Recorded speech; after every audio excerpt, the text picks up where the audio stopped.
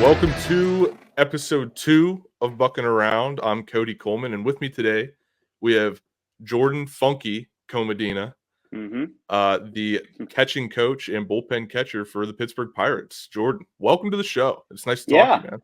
Absolutely. Thank you for having me. I'm excited to be here. Yeah, also, Jordan is not just a baseball guy. I forgot to mention in that little intro I just did, he's also the founder of Downtime Clothing. That's how I discovered you, really, was through that. I always look at like the vintage stuff on like the Pittsburgh area, and like your stuff kind of filtered into there. Yeah. So that's kind of how I discovered you. And then I was like, oh, this guy also is like the bullpen catcher and catcher's coach for the Pirates. Yeah, that's right. That's right. So we will get into that later, but I want to get some background on you. So you're an Illinois guy from Normal, Illinois. You went to Purdue to play baseball. What was that experience like, playing baseball in the Midwest for a big school like Purdue? Well, you know what? My dad went to Purdue, and so as a kid growing up in Illinois, I was always a Purdue fan. All sports. We'd go over to Lafayette. It was about a little under 2.5 hours from home. And we'd go over to basketball games, football games, baseball occasionally, or if they'd come over and play Illinois State on a midweek game, which is where I'm from, Normal. It's where Illinois State University is. We'd go check out, Purdue, and I was always I loved the campus. I loved just everything about the school, for whatever reason. I just loved being over there. I thought it was just the coolest spot, and always wanted to play baseball there. I was always a Purdue fan, like I said, and so as junior high and high school go on, and I feel like I got an opportunity here. There will be opportunity to play college baseball as teams are recruiting me, and various schools and this and that. Like I want to go to Purdue, and so I went to some of their camps and made sure that they knew where I was playing throughout high school and through summer, and they started to recruit me a little bit, and made that happen. I was able to go there and loved my time there. Studied movement and sports science, got my degree and graduated in 4.5 years, and just really loved it. Was close enough to home where my parents could come to, my dad came to every game. I don't know if he missed a game. I mean, he would travel wherever and got to all of them. My mom went to just about all of them. But still far enough away where it's just like they're not down the street. It's like 2.5 hours. So you're still away and you're in a different state. So it was like kind of a perfect blend of being away at college, but if you need to get home, you can, and then they can obviously still share that experience with you and be at all the games and stuff. So it was great. Yeah. So like, what was that experience like? I mean, I had a similar situation. I played Division III football in West Virginia, but I was from Pennsylvania. The school was close enough to home, and my dad came to every game, whether it was he came to the JV squad, he came to the varsity squad on Saturdays. He was there no matter what. So how important was that for you, for your parents to be able to come and see you play? Yeah, it's great, and my dad, being a Purdue alum, a John Purdue Club member, and a contributor to the school, and just a lifelong Purdue fan, since the 70s when he was there. He takes a lot of pride in the university, and to have me, be a part of that as he was really cool. And to see me, represent the university in an athletic realm was very cool. So, any opportunity there, my parents are my biggest fans, of course. And they were huge supporters of me my whole life. I'm an only child, and they never missed any games ever. They're always there with me, supporting me, and wherever I was at playing, they're going to be there. So it was great that they could do that. Most of the midweek schedules around Illinois, Ohio, Indiana somewhere. So it's a few hour drive, maybe at the most, to get there from Illinois. And then the weekends, they loved it, like traveling to all the Big Ten schools, sites, if it's either at Purdue or it's wherever it is. And then early in the year, when you're going somewhere warm, that's a reason for them to, get on a plane and go to Florida or go to Texas or wherever we were that's warm, and getting to experience some of those other southern college campuses that they would, never otherwise be able to see. So they loved the experience, for different reasons, probably as much as I did, just being able to have those different experiences and make friends with other, players, parents that were in the same boat as them, making those trips. And they gained a lot of great friends. They did as well, in addition to me. They gained a lot of great friends over that time as well. So it was great. Yeah, see that was the biggest thing. They didn't care that you played more baseball. They're like, this kid's gonna go to college, and we're gonna go down to Florida every year. Yeah. He can Yeah. go play baseball. We're gonna enjoy the sun and get Yeah, out of that's right. Illinois. That's right. Yeah, and it's February, March. It's miserable in Right. Illinois in those months. So, a couple weekend trips to wherever down south in the warm and sunshine's okay. Absolutely. Now, like, what? I had a question. I do this happens every interview. I like have a question in my head, and then I get entranced to whatever you're saying, whatever whoever the guest is, and I'm like, man, that was a really good answer. I forgot what I was gonna say. That's all right. It'll come back to you. But so you're playing at Purdue, you're Yep. playing all these big schools. When as a kid did you realize that like you could go play D1 and eventually play professionally? When does that mindset start?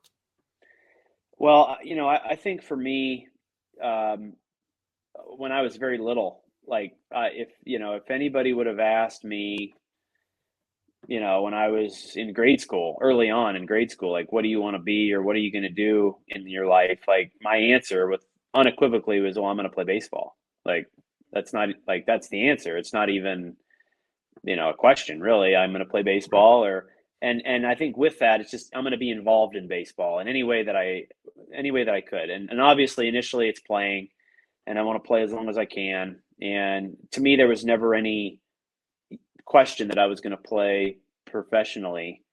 As I got in through high school, like I loved it. It was my passion. It was something that I spent countless hours, working at and training and doing all the things that I need to do to try to elevate myself as an athlete and my game as a baseball player.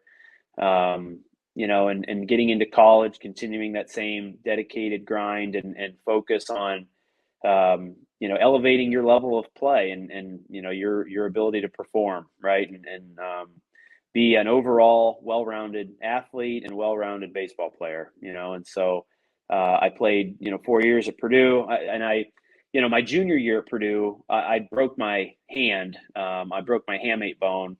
Was having a tremendous start to the season. We were down on spring break in Samford in Alabama, and just fouled a ball off to the right, like players do all the time. I've taken, a billion swings in my life.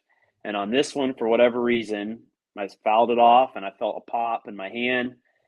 And I ended up breaking a bone, a little piece of a bone in your palm. It's the Right. hamate bone.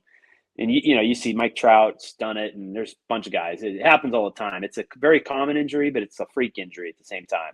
Right. And so and I played with it broken, hoping it would kind of go away, or sometimes it just kind of numbs itself and just kind of, you Right. don't have to have surgery. It'll just kind of whatever go away, the pain. But mine didn't do that. It kept getting worse and worse to the point where it was ridiculous for me to continue to try to play. My hand was just useless, my left hand. And so I had surgery, missed the rest of the year.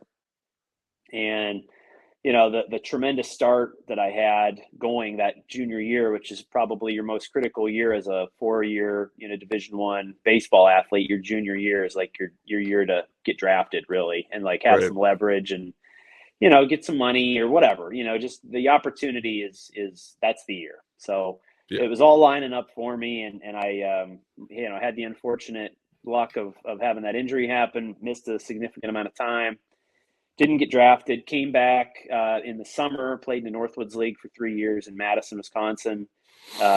Came back and played that summer, had a tremendous summer, and probably the best summer that I'd had up there of the three. And just went on. And then my senior year, I just struggled, was never really able to get it going. Was very frustrating, but overall, I really still felt like I had the ability, without a doubt, to play professionally. just needed an opportunity. And, the story behind this, this is pretty crazy. So I played 3 years in summer ball in Madison, Wisconsin, which is like if you're familiar with the Northwoods League at the time, I mean, it still is. It's a very highly competitive college summer league for, college athletes that go to play, and they play about 70 games in like 75 days. It's like a pro schedule. You play every day for 2.5 months, and then you go back to school. And so at the time, there was about a dozen teams in the league. Now there's like 20. It's a much bigger league, but this is 2007 and into 2008. So 2007, there's about a dozen teams. So you're playing everybody. You're traveling from Canada to Iowa to Michigan to, all over kind of that upper Minnesota, Wisconsin. And I played 3 years in that league. It was awesome. Loved it. So after I didn't get drafted in 2008, my last year at Purdue, the Mallards invited me back to Madison for an alumni event that included an alumni game. And I felt like, I'd had a lot of success up there. They actually had retired my number 14 up there. It was a great time. I loved everything about Madison. It's like the Yankees of the Northwoods League. Yeah. And we'd get like 6,000 or 7,000 people every night for a summer ball game in college. I mean, it's just incredible, the atmosphere and everything about it. So I felt like I owed it to them to go up there and do that, and like they did a lot for me. So I went up and we played in this alumni game that included some former Mallards players. I was easily the youngest guy there because I just graduated college or just finished playing. And then there's guys like Vida Blue, Blue Moon Odom, Danny Cox, like Raleigh Fingers, like these like old school, baseball guys are also playing in this game. So it's like a mix of these two teams were playing a game.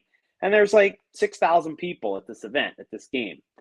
And the owner, Steve Schmidt, he knows all these old time baseball guys, and they're always coming around during the summer and whatever. So that's how this game gets put together, and it's a big event.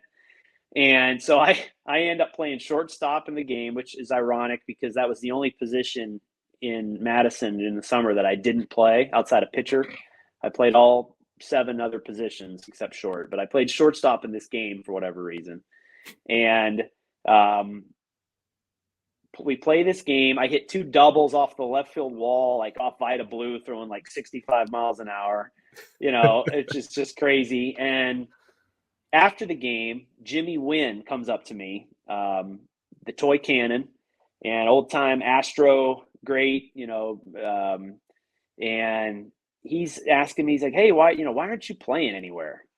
And I'm like, well, I feel like I can, I'm looking for an opportunity, kind of just gave him a real short answer as to why I'm not, but I very much want to, and he's like, okay, well, let me see what I can do is basically how he left it. I'm like, okay, thanks. And didn't really think anything of it. Appreciate the offer or whatever and go from there. So later that's like in, I don't know, the August.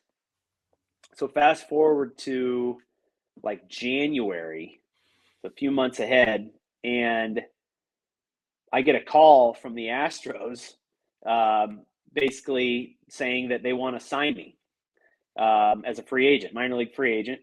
And, I come to find out, obviously, that it was stemmed from this conversation that Jimmy Wynn had. He was like a special assistant with the club at the time, had gone back to the Astros, had given them my name, had, I guess, and I think the Astros had reached out to some people with the Mallards and some other people to kind of cross-check his reference to me, and went from there, and they ended up signing me, and so I was like, okay, here we go. This is great. And they didn't really know what position I played.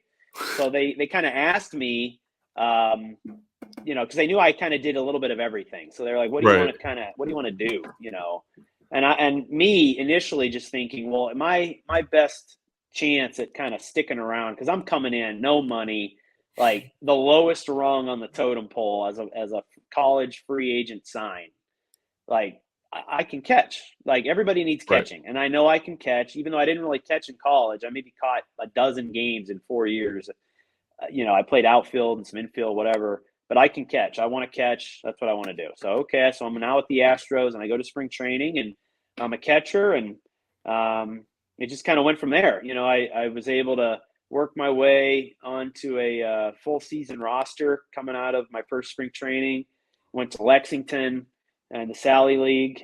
And, just from there, I tried to make the most. I feel like I did make the most of the opportunity when it was presented to me to play.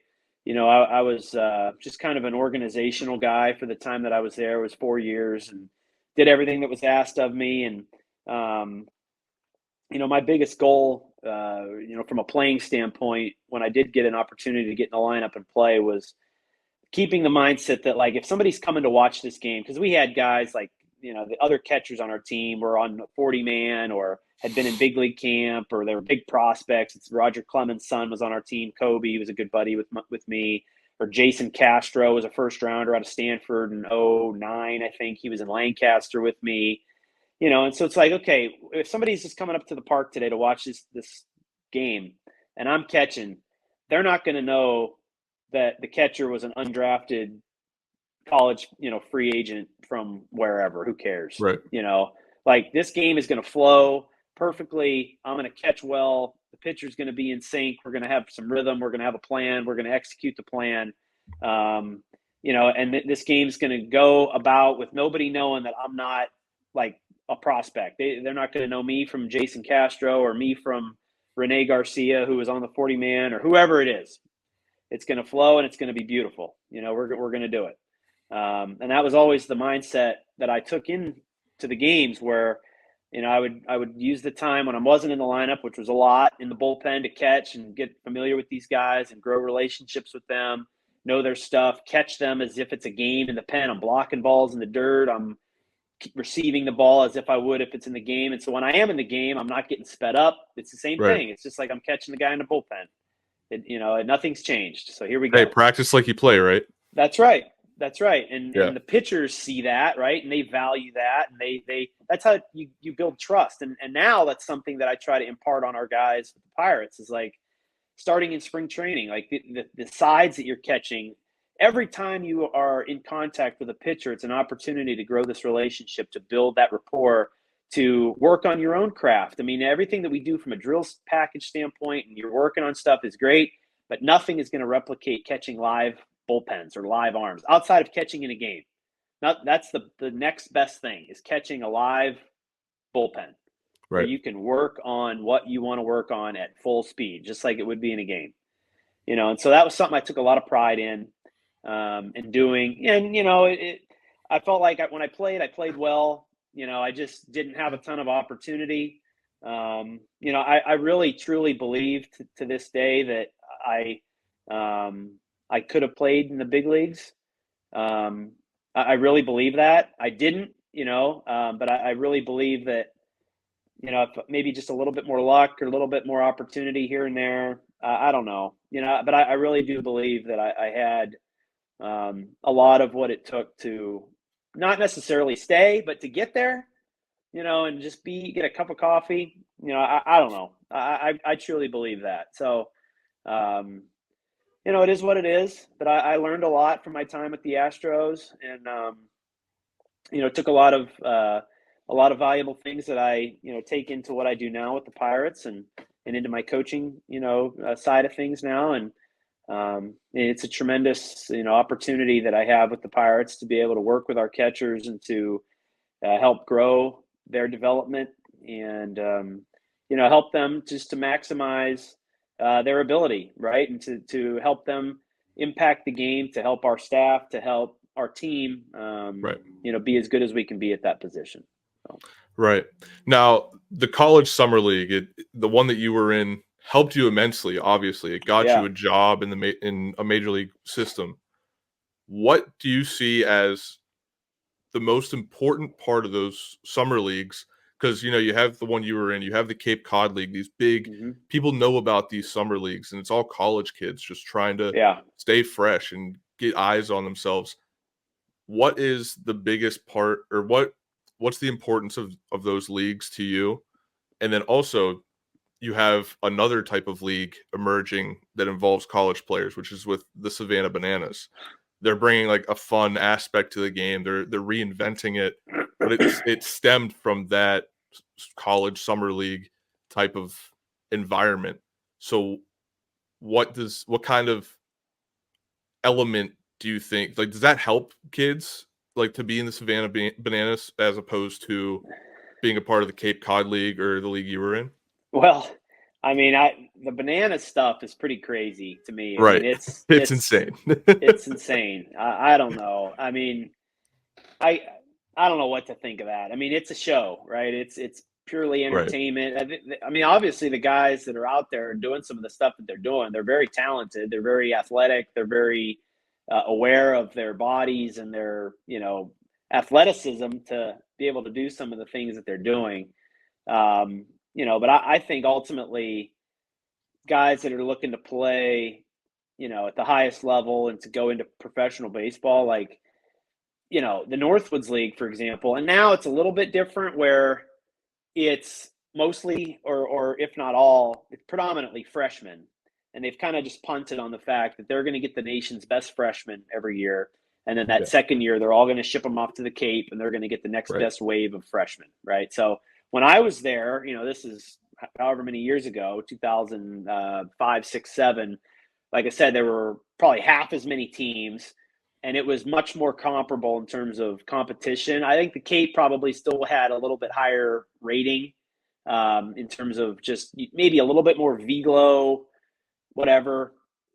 But the Northwoods was like right there. I mean, you're seeing 90 plus every single night. Right. Multiple guys on every team are running it up there very hard. You're seeing, returning second and third year players. And the talent pool is so much more condensed. Now I feel like it's a little bit more watered down where there's so many teams. Before, I mean, it was professional baseball. Like it was like a low A, short season kind of vibe. Where it's 70 games, the travel, you're taking maybe a 10-hour bus ride and then getting off the bus at 6 a.m. and playing that night. Like, it didn't care. They didn't care. It was hard. And that's what I loved about it. It weeded out,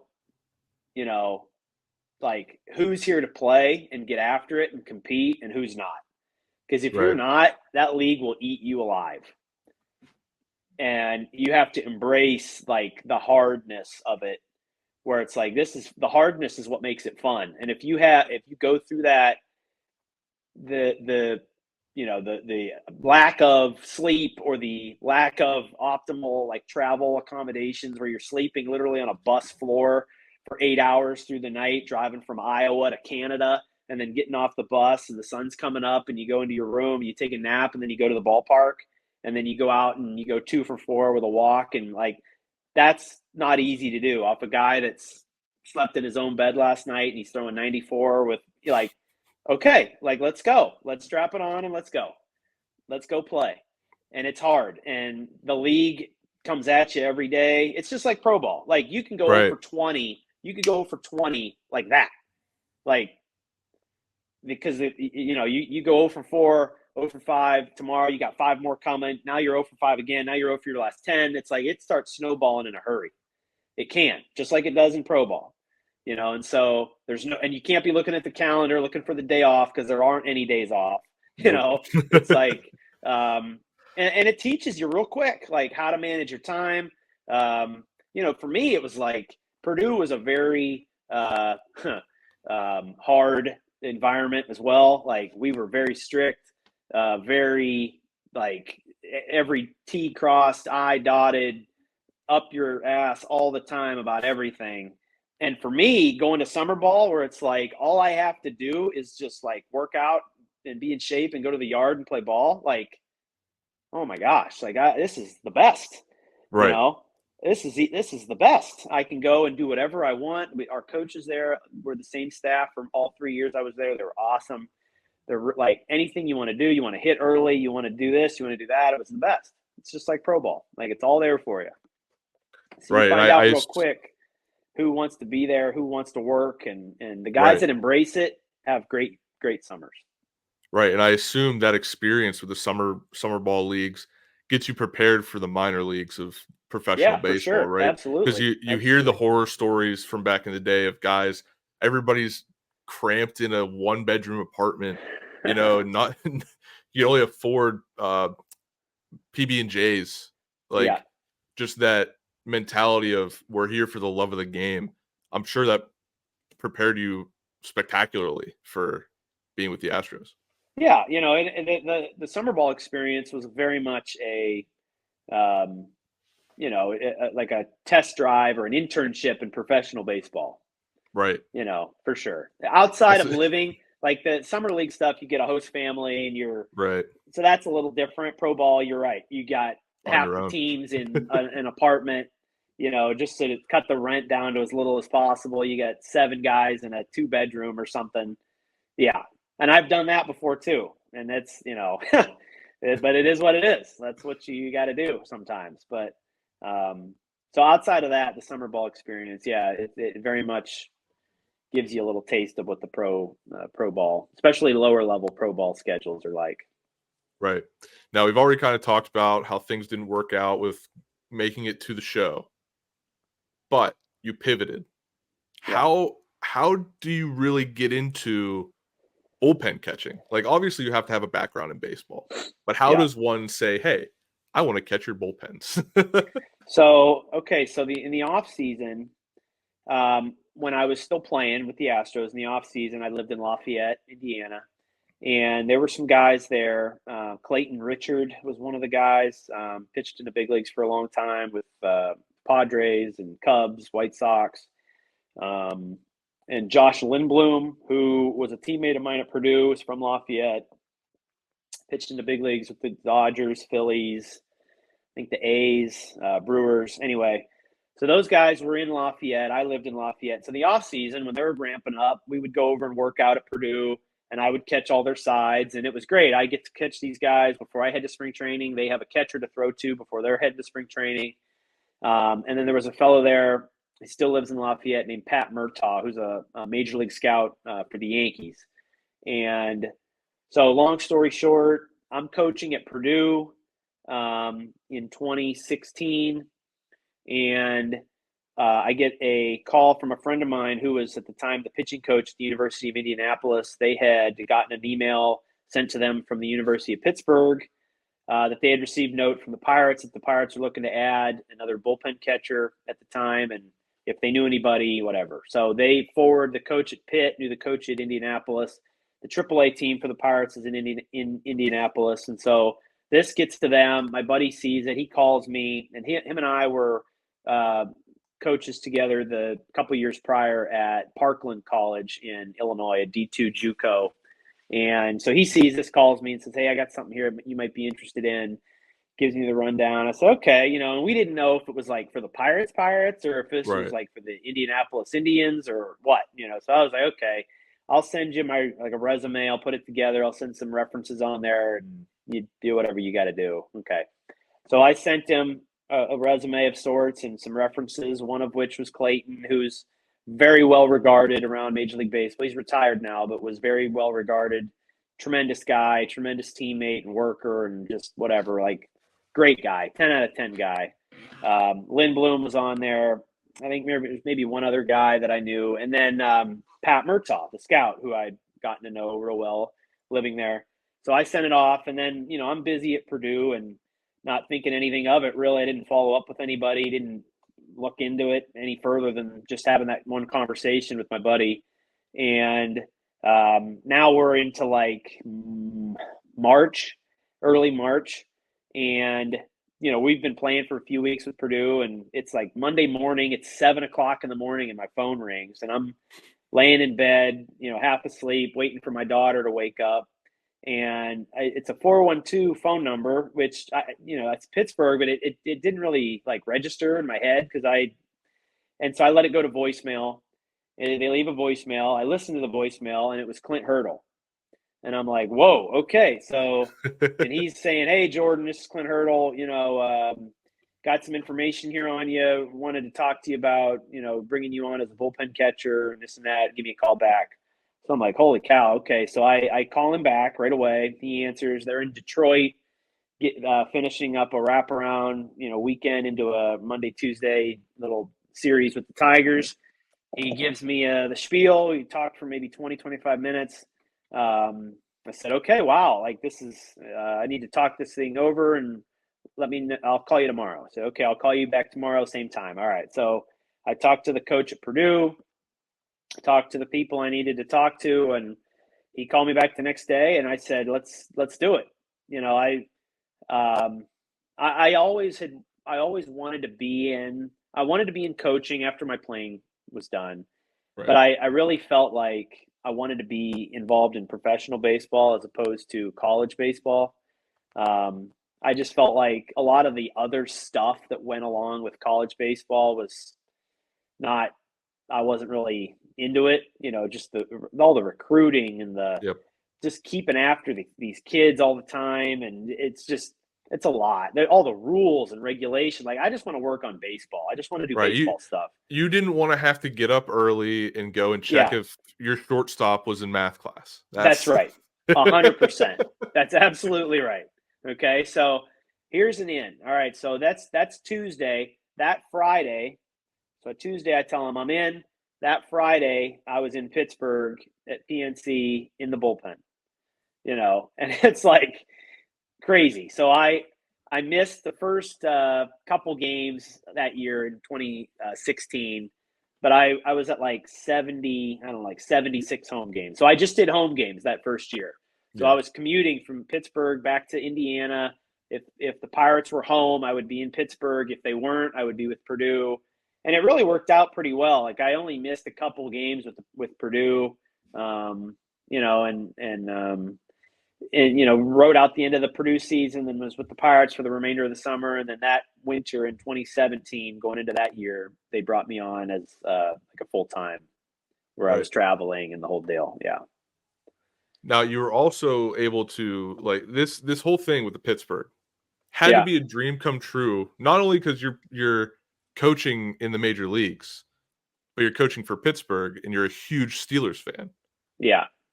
What was that like to be like, oh, I'm going to be closer to the Steelers. Maybe I can catch some games. Yeah. So, well, it's not just that. It's even, my dad is from about 30 minutes south of Pittsburgh. Okay. My mom is from Sharon, PA, which is about hour and a half north. My dad's from Belle Vernon. Okay.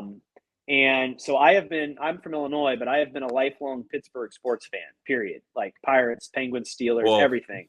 Born to those parents, you kind of have to be, right? That's right. And I grew up going to Steeler games, going to Pirate games every summer in Pittsburgh, going to Penguin games, and so I love the same feeling that I had when I would go to Lafayette and go over to Purdue. Just that sense of like, man, I don't know what it is. I just love it here. I love Lafayette. I love the campus. That's the feeling. I mean, you hear people talk about when you drive through the tunnels and you see Pittsburgh open up, like that's a real thing. Yeah. And I remember as a kid, and even to this day, anytime I'm driving through those tunnels and it opens up into Pittsburgh, it like gives you chills. It's like the absolute coolest thing. I love Pittsburgh so much. I love the city. I love going there. I always have. As a kid, I will always remember anytime we would get to go into the city, it was the best. Go to a Pirate game, a Penguin game, Steeler game, whatever, the best. And so getting to be a part of the Pittsburgh sport community and live in Pittsburgh half the year is amazing. It really is like a dream to be able to be a part of this, and to hopefully be a part of us taking this next step, like winning and making a playoff push will be so special when it happens. And it's going to happen. Absolutely. It's going to happen, and it's going to be incredible. But being a part of it and being able to live there and experience Pittsburgh like the way that I get to now is really cool. And share that with my family. For my parents, being able to come here, my wife and my daughter, they love Pittsburgh. When my daughter gets to come out, she's been there enough now where she kind of knows her way around a little bit and knows some of the spots. And nice.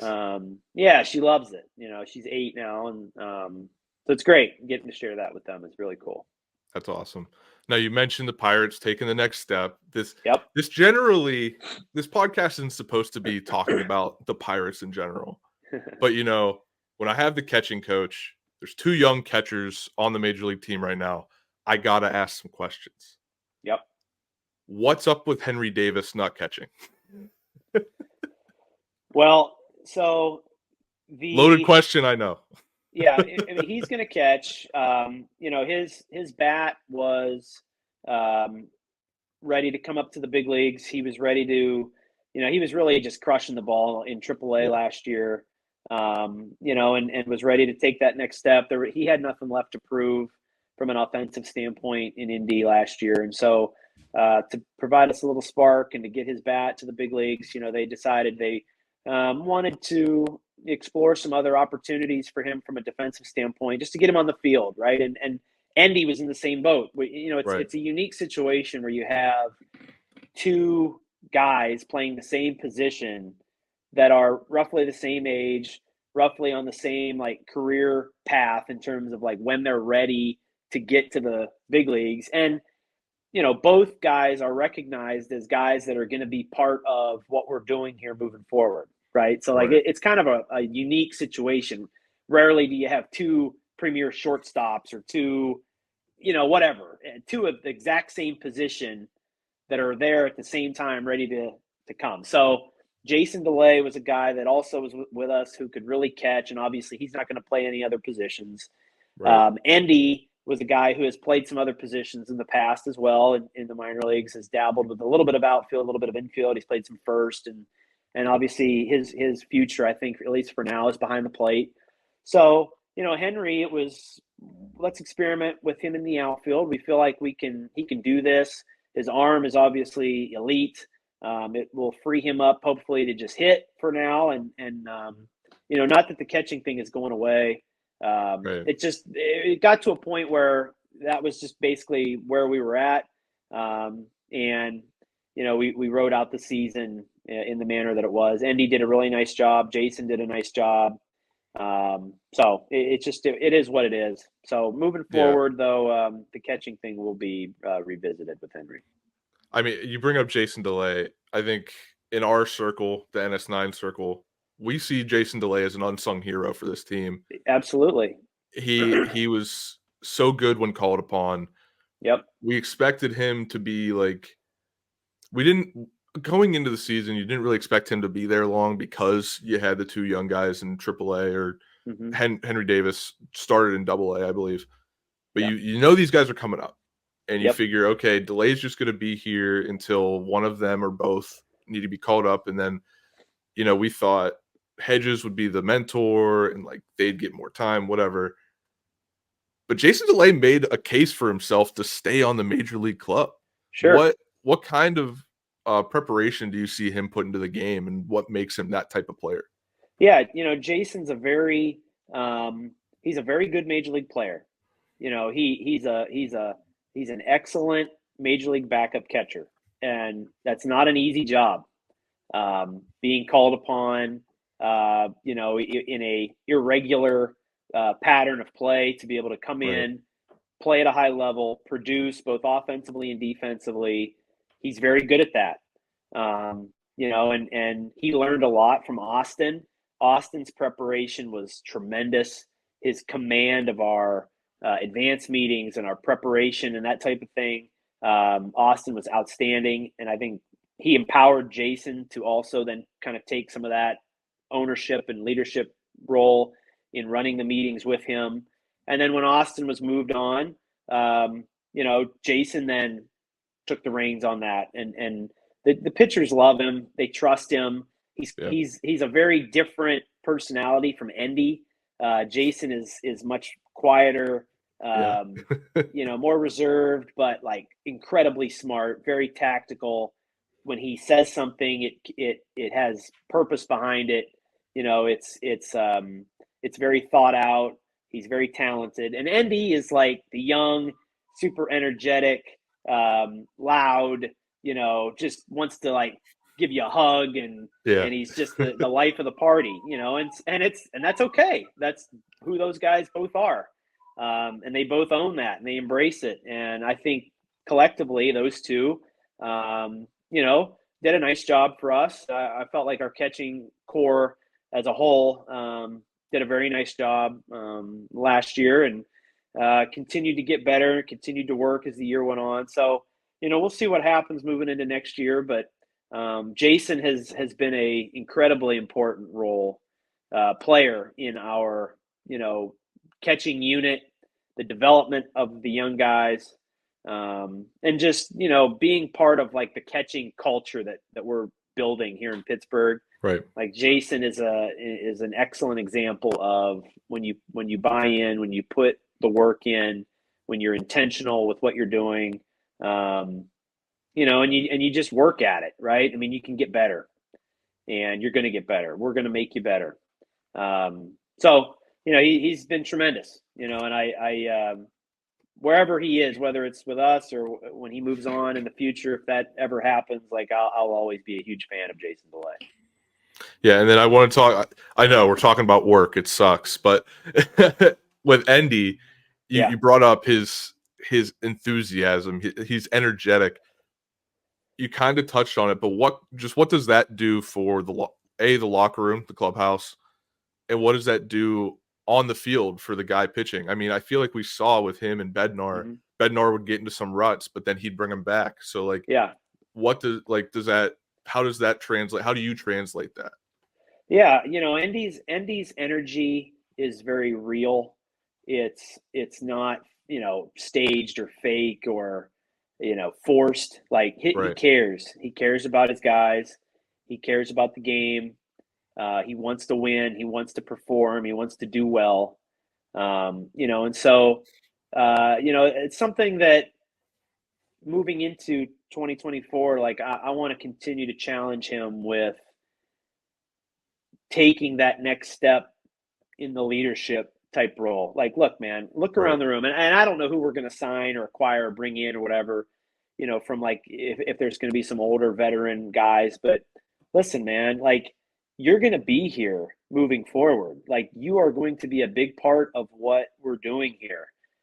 You have an opportunity to be really good and take a big step forward now that you've kind of got your feet wet and you've experienced everything you've experienced last year. Okay, 2024, like the stakes are real now. Like we need to win. We're going to win, and you're going to be a part of that. And I think he's going to like that. He's not scared. He'll embrace that. But my challenge to him is going to be, you need to take a bigger role in like exuding that energy on people and like raising the energy and the sense of urgency in the room. Like, let's go. Let's go. People feed off of his energy.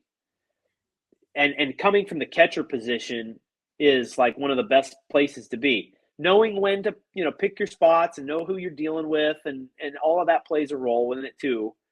But like your energy in the dugout when we're hitting and your energy and your leadership on the field when we're on defense, like is real and it can be very impactful. And you look at the teams that you watch the playoffs and you look at the teams that are really good and that win, and it looks like they're just having the absolute best time. Right. Like the energy is just pouring out of their dugout. They have handshakes. They got this, they got that. It's just like guys are jumping over the top rail. They're pointing and doing all this stuff. It's like, it's the best time. And Endy is that kind of player to me. And he has the ability to like get guys on board to be like, hey, this is what we're going to be about. This is how we're going to do it. So like, let's go. Like get them on board, get them going from day one of spring training. Finding our identity as a team as quickly as possible for the group that we're going to have. Once we have everybody in the room and like, let's find our identity as fast as possible and let's embrace it and let's roll with it. And I think him being a big part of that, I think is going to be very important. Right. And you mentioned just basically the vibes. Like when vibes are high, guys are playing well. We saw that at the beginning of the season with the 20-8 run. Yep. You see it in the World Series with the winning teams. Yep. Like that's what I like to see from Endy Rodriguez. I can see that he's an all-time vibes guy is what he is. Yeah. For sure. Yeah. But all right, enough about work. Had to do it. Sorry. All right. Let's talk about the fun stuff. Let's talk about Downtime, your clothing Okay. company. Tell me how that started. What was the inspiration? Let's get into it. Yeah. So, you know what? It started when we got shut down in 2020 with the COVID stuff. And I had, I don't know how long it was. It seemed like forever, months to do nothing, and just sit around and wonder what's going on and when we're going to be back to work. And so when we're on the road traveling during the season, like one of the things that I love to do, and you could ask anybody, that travels with us, if we're on the road and you ask, where's Jordan?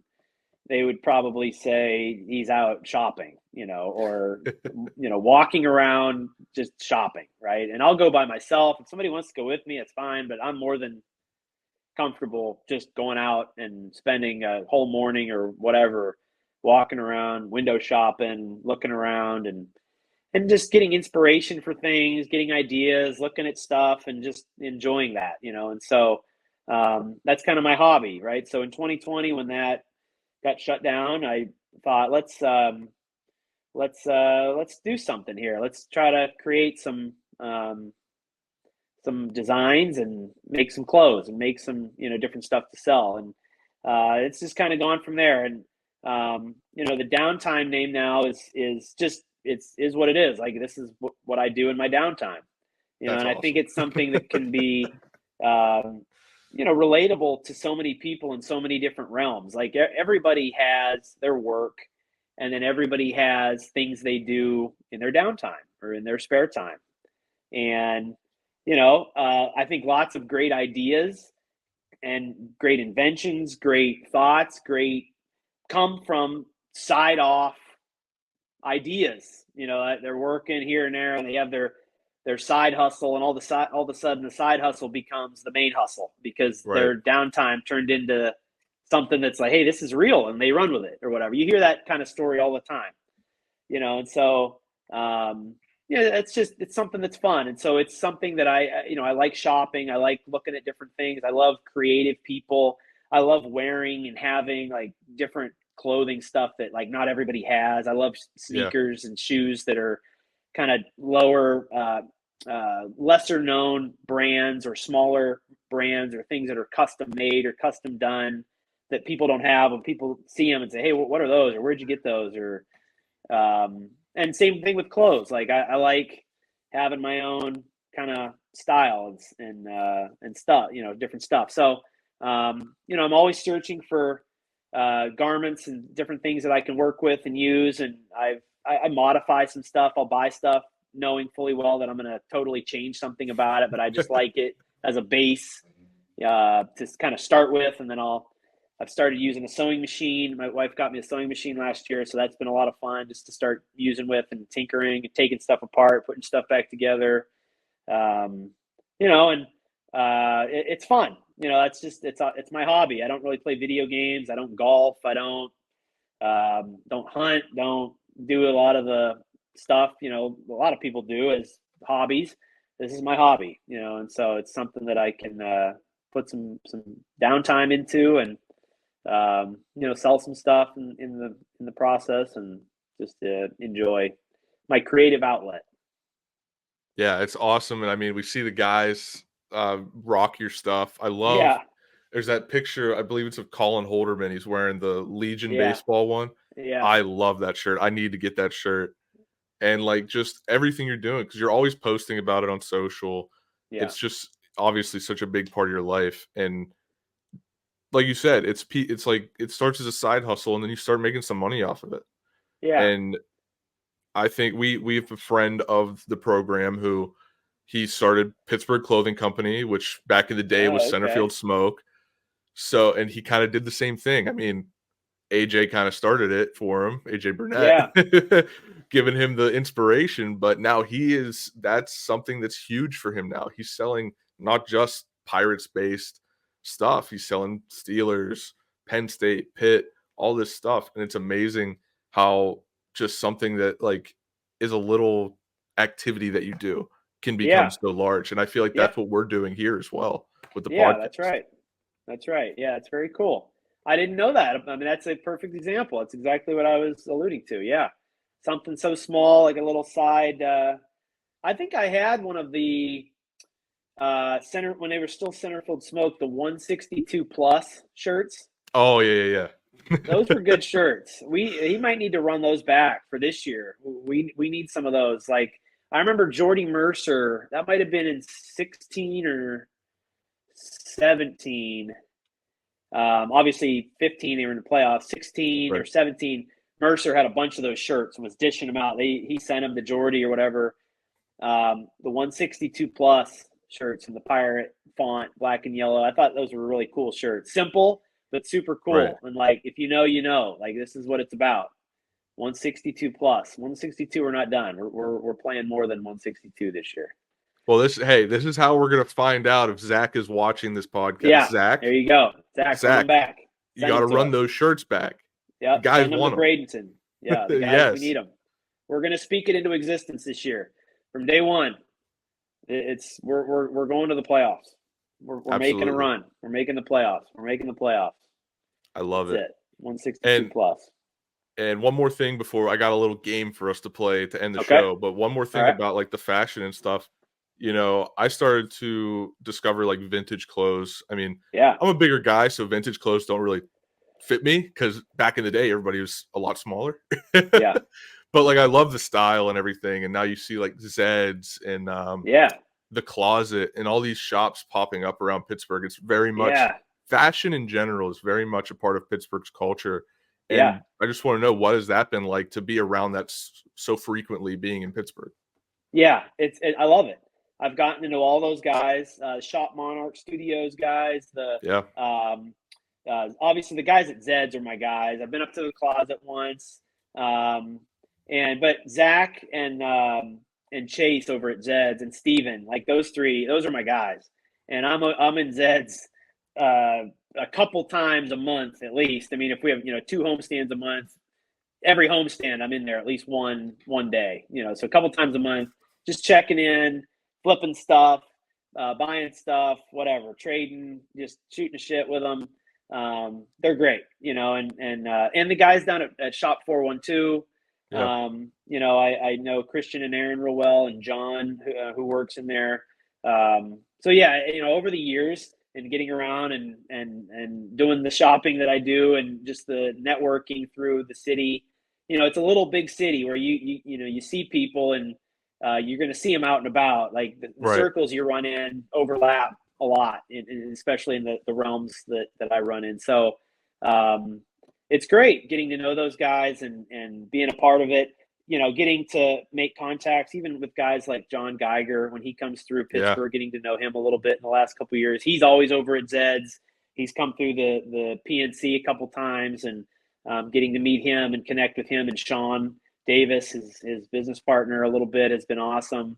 Guys that I really look up to in terms of just design and creativity, and like guys that came through Pittsburgh and have such a niche market and a unique, look on fashion and their design and what like their vision is as a company. It's cool. I think it's neat, and I have a lot of their shoes and a lot of their stuff.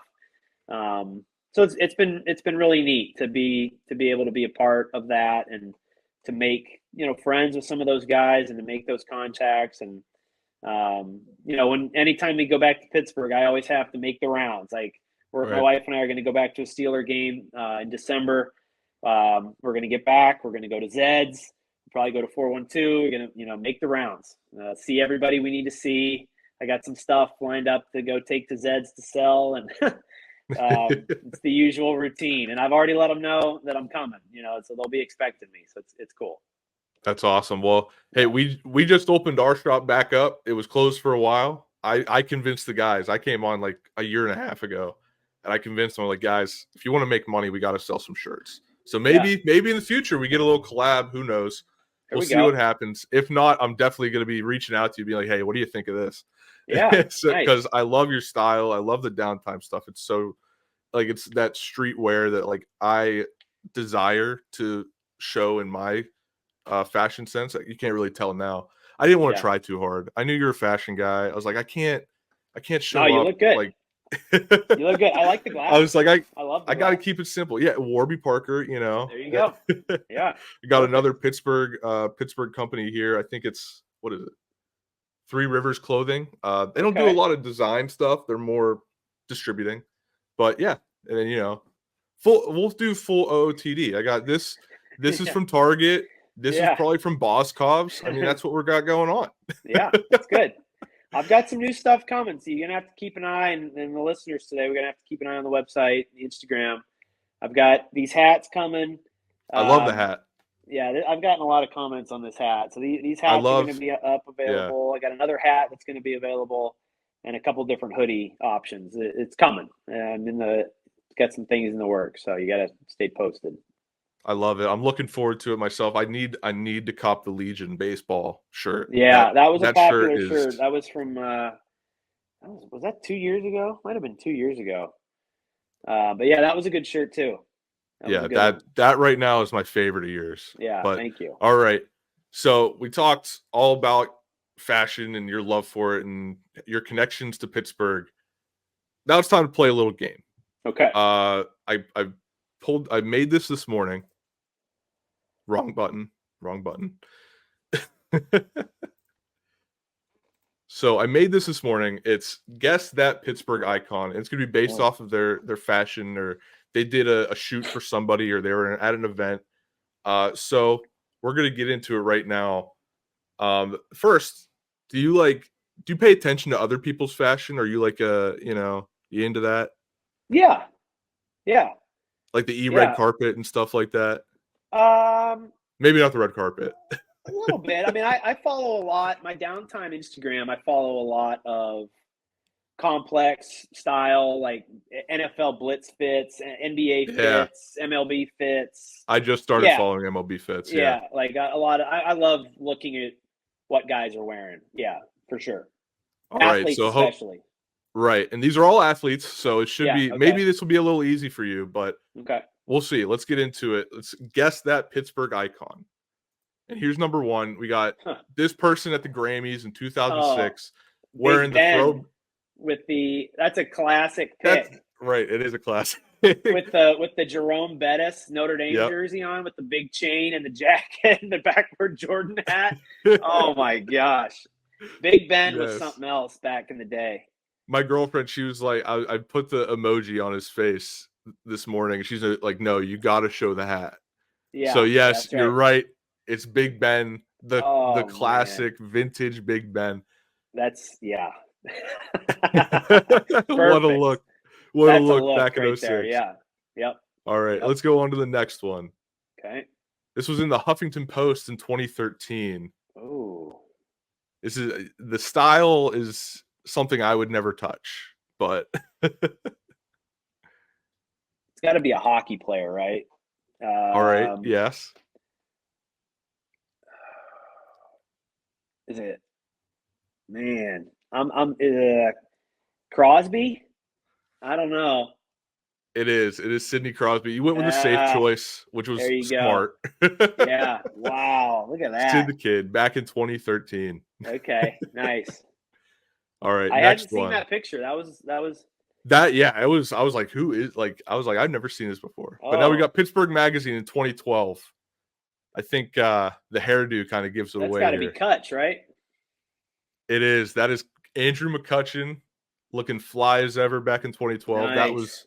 That was a style back then, Yeah. Kutch wouldn't say it. Wouldn't say that style has transitioned into 2023, but yeah. Kutch is very well dressed. I always enjoy checking out what he's got on. He's got swag.